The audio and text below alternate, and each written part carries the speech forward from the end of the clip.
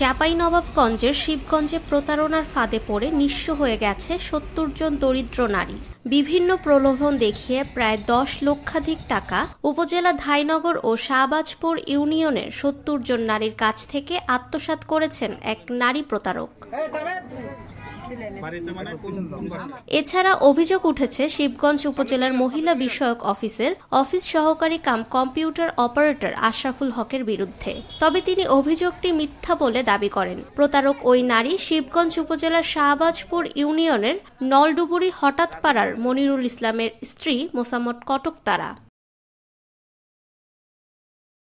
প্রতারণার শিকার শাহবাজপুর ইউনিয়নের ধোবরা বাজারে মালা বেগম, নাসরিন বেগম, জান্নাতি বেগম, আয়েশা বেগম সহ অনেকে জানান,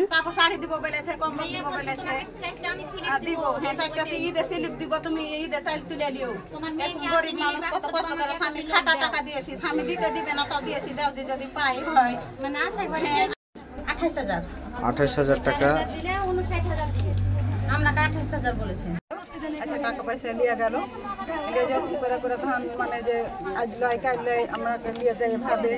এ ব্যাপারে শিবগঞ্জ উপজেলা নির্বাহী অফিসার মোহাম্মদ আজাহার আলী বলেন, আমরা অভিযোগ পেয়ে ঘটনাস্থলে এসে ওই প্রতারক নারীকে উদ্ধার করে আইনি ব্যবস্থা গ্রহণ করেছি।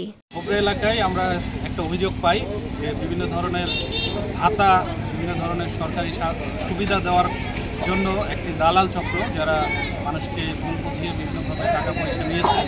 তো তারই প্রেক্ষিতে আমরা এখানে আসি এবং একজন মহিলা যাকে আমরা হাতে নাতে এখানে আটক করেছে জনগণ, তাদের সাথে কথা বলি।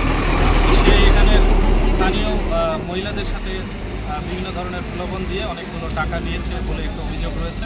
তো আমরা এরই প্রেক্ষিতে একটি রেগুলার মামলা দায়েরের প্রস্তুতি নিয়েছি এবং এই মামলার প্রেক্ষিতে আদালতের যে আদেশ আসবে সেই আদেশের উপর আমরা নির্ভর করে পরবর্তী ব্যবস্থা